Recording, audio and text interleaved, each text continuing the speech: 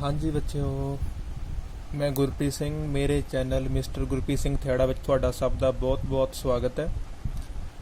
ਅੱਜ ਅਸੀਂ 8th class ਦਾ ਬਹੁਤ ਹੀ important chapter direct and inverse proportion ਕਰਨ ਜਾ ਰਹੇ ਹਾਂ, ਜਿਹਦੀ ਕਿ ਬੇਸਿਕ ਨੌਲੇਜ ਅੱਜ ਮੈਂ ਤੁਹਾਨੂੰ ਦਵਾਂਗਾ ਕਿ ਇਹ ਹੁੰਦਾ ਕੀ ਹੈ ਤੇ ਇਸ ਦੇ ਰਿਲੇਟਡ ਕੁਐਸਚਨ ਆਪਾਂ ਕਿਹਨਾਂ ਤਰੀਕਿਆਂ ਦੇ ਨਾਲ ਕਰ ਸਕਦੇ ਹਾਂ।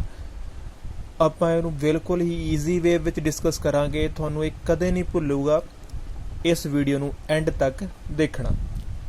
जे आपां स्टार्ट करिए, सब तो पहला सानू ये पता होना चाहिए कि जो चैप्टर का नाम है वो चैप्टर का नाम बनिया किवें, मीनस के डायरैक्ट प्रपोर्शन कित्थों आया, इनवर्स प्रपोर्शन कित्थों आया, ये हुंदा की है।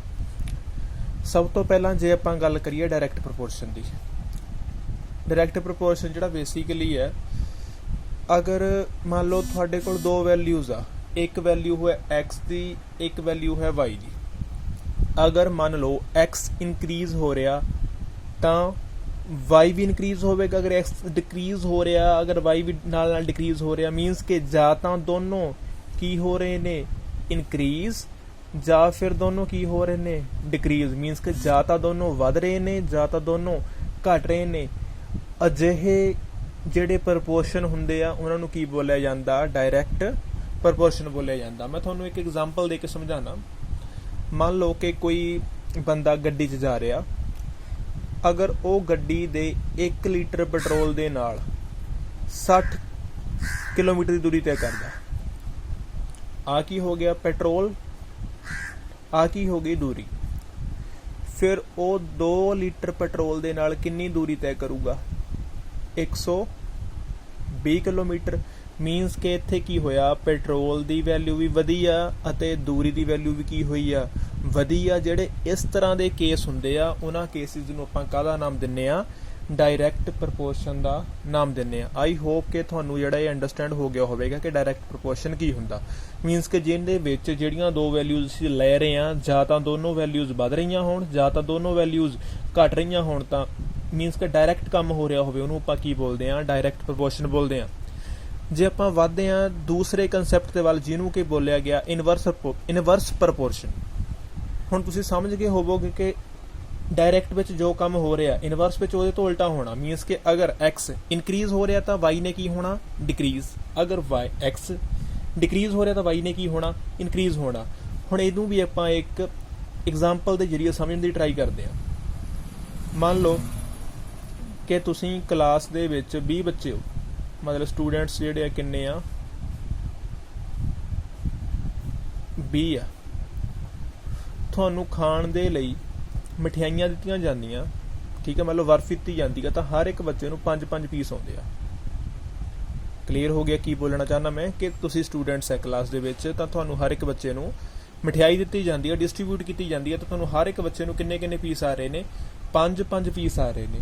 अगर मान लो कि अगले दिन फिर तुहानूं बर्फी वंडी जाती है, ठीक है, तो 5 बच्चे उस दिन मान लो छुट्टी ते है, तो किन्ने बच्चे बचे पिछे? 15।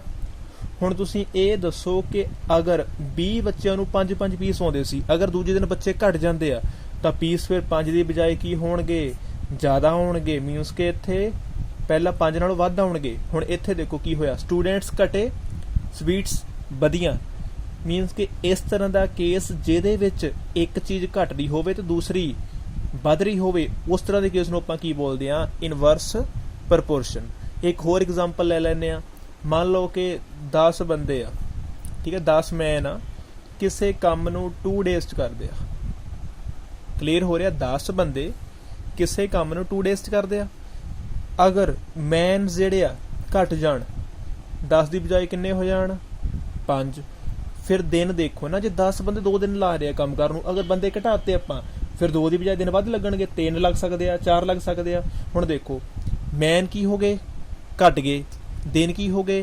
वध गए। इस तरह का जिहड़ा प्रपोर्शन हुंदा उहनूं आपां काहदा नाम दिन्ने आ? Inverse proportion.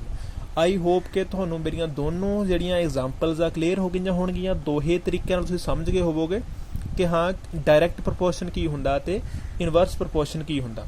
अगे आपां चलदे हां अगले क्वेश्चन दे वल।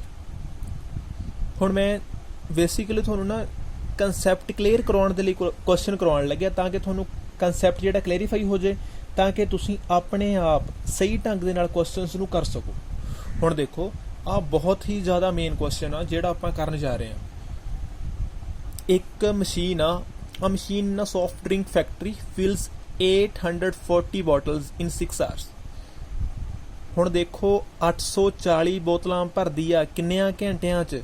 6 ਘੰਟਿਆਂ 'ਚ। ਮੀਨਸ ਕਿ ਦੋ ਚੀਜ਼ਾਂ ਦੀ ਗੱਲ ਹੋ ਰਹੀ ਹੈ ਇੱਥੇ। ਇੱਕ ਤਾਂ ਗੱਲ ਹੋ ਰਹੀ ਹੈ ਬੋਟਲਸ ਦੀ, ਦੂਸਰੇ ਨੰਬਰ ਤੇ ਗੱਲ ਹੋ ਰਹੀ ਆ ਟਾਈਮ ਦੀ। ਅਸੀਂ ਦੋ ਜਿਹੜੇ ਆ ਇਸ ਤਰ੍ਹਾਂ ਜਿਹੜੀਆਂ ਦੋ ਕੋਲਮ ਬਣਾ ਲਏ, ਇੱਕ ਬੋਟਲਸ ਵਾਲਾ ਬਣਾ ਲਿਆ, ਇੱਕ ਟਾਈਮ ਵਾਲਾ ਬਣਾ ਲਿਆ।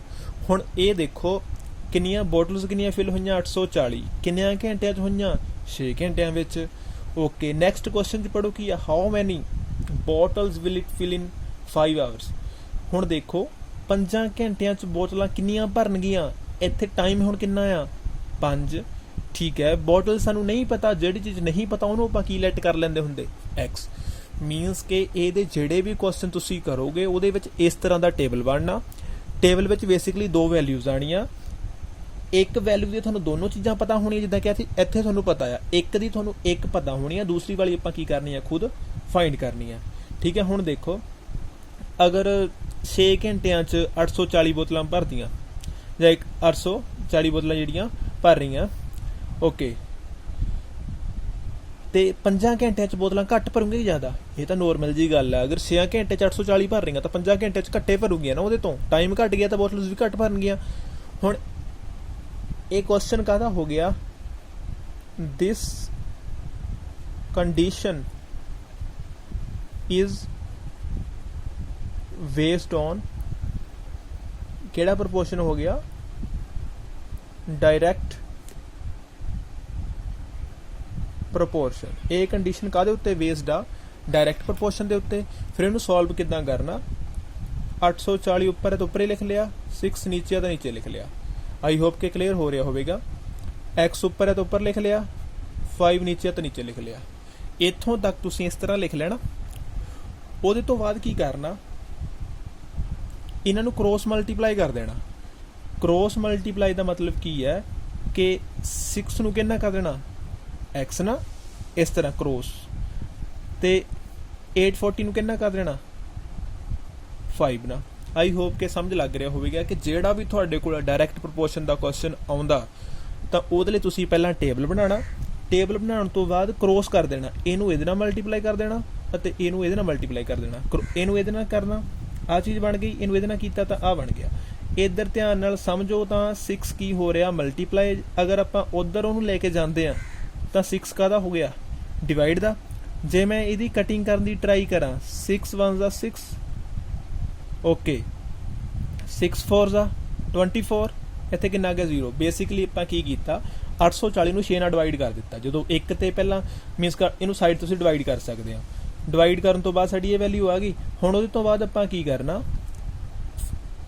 ਜੋ ਵੀ ਕਟਿੰਗ ਕਰਕੇ ਆਇਆ ਉਹਨੂੰ 5 ਨਾਲ ਕੀ ਕਰ ਦੇਣਾ? Multiply.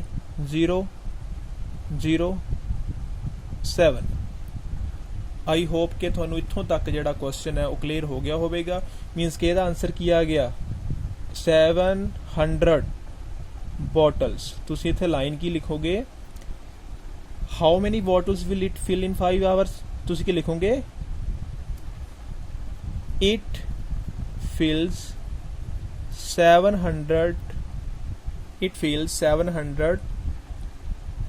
bottles in 5 hours। I hope कि ਤੁਹਾਨੂੰ ਇਹ ਕੁਐਸਚਨ ਮੇਰਾ ਕਲੀਅਰ ਹੋ ਗਿਆ ਹੋਵੇਗਾ। ਬੇਸਿਕਲੀ ਕੀ ਇਹ ਟੇਬਲ ਬਣਾਇਆ, ਕ੍ਰੋਸ ਮਲਟੀਪਲਾਈ ਕੀਤੀ, ਜੋ ਸਾਡਾ ਆਨਸਰ ਆਇਆ ਉਹ ਆਪਾਂ ਲਿਖ ਦਿੱਤਾ।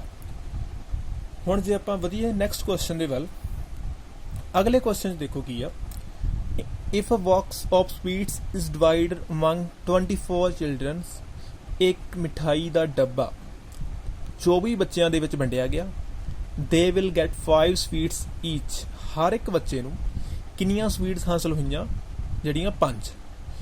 Okay, how many would each get? ਕਹਿੰਦੇ ਹਰ ਇੱਕ ਬੱਚਾ ਕਿੰਨੀਆਂ ਪ੍ਰਾਪਤ ਕਰੇਗਾ if number of children is reduced by 4। ਅਗਰ ਬੱਚਿਆਂ ਦੀ ਗਿਣਤੀ ਕਿੰਨੀ ਘੱਟ ਜਾਵੇ? 4। ਹੁਣ ਦੇਖੋ ਦੋ ਚੀਜ਼ਾਂ ਦੀ ਗੱਲ ਹੋ ਰਹੀ ਹੈ, ਸਵੀਟਸ ਦੀ ਐਂਡ ਚਿਲਡਰਨਸ ਦੀ। ਬੱਚੇ ਪਹਿਲਾਂ ਕਿੰਨੇ ਆ? 24। ਕਿੰਨੀ ਗਿਣਤੀ ਘਟ ਗਈ? 4 ਘਟ ਗਈ। ਕਿੰਨੇ ਬਚ ਗਏ? 20।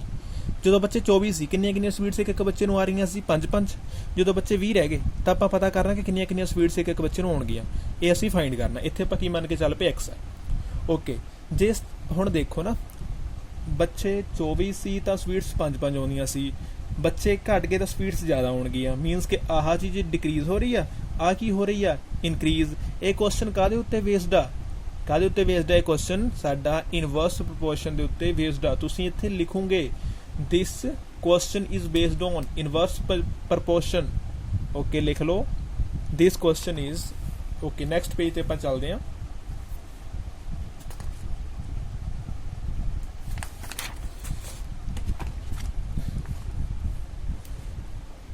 this question is based on inverse proportion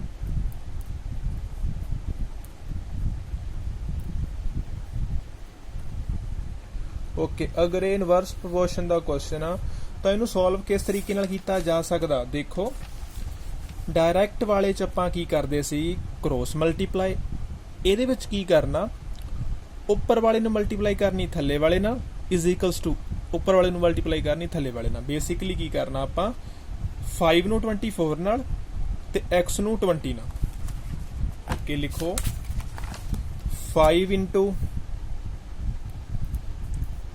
24 x into 20 okay ਫਿਰ ਇਹਨੂੰ ਆਪਾਂ ਇੰਟਰਚੇਂਜ ਵੀ ਕਰ ਸਕਦੇ ਹਾਂ ਮੀਨਸ ਕਿ x into 20 5 into 24 ਅਗਰ ਇਧਰ 20 ਮਲਟੀਪਲਾਈ ਆ ਉਧਰ ਜਾ ਕੇ ਕੀ ਹੋ ਜਾਏਗਾ डिवाइड जे आप कटिंग करिए 5 1 दा 5 5 4 दा 20 24 ਨੂੰ 4 ਨਾਲ ਡਿਵਾਈਡ ਕੀਤਾ ਕਿੰਨਾ ਆ ਗਿਆ 6 ਹੁਣ ਦੇਖੋ ਹਰ ਇੱਕ ਬੱਚੇ ਨੂੰ ਕਿੰਨੀਆਂ ਸਪੀਡਸ ਮਿਲਣਗੀਆਂ 6 each child get